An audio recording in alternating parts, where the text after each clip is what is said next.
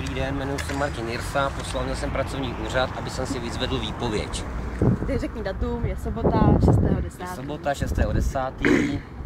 Kolik je? Čas 15.17. 15.17. Půjdem, jdem.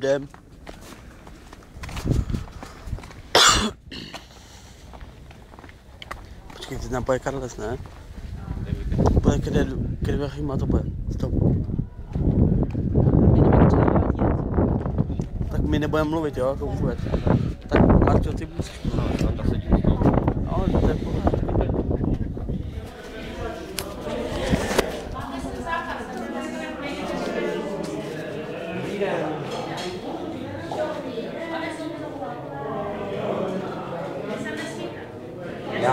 Já si jdu pouze pro výpověď podepsat, co se vám posílám a pro všechno, pro věci.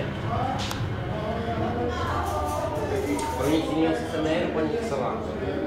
Potřebuji pouze výpověď a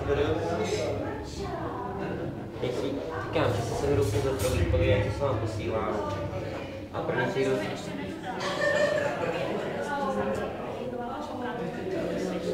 A jaký papíry?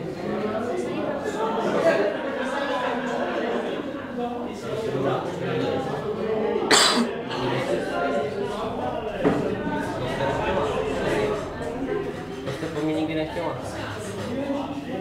Máte jasně jsem tam. Byla to je stejná týka. Takže výpověď mi nedáte. Nedáte mi výpověď. Tak. A kdy mi dáte výpověď? A mě za to. Já se ptám jenom, kdy mi dáte výpověď a...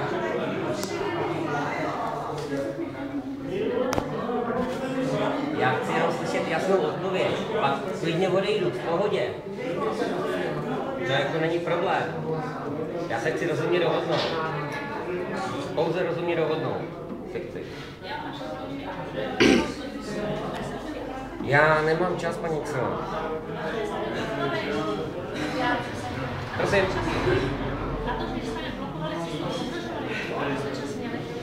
My jsme vám žádnou cestu neblokovali. Ne. Bohužel. Takže výpověď nebude.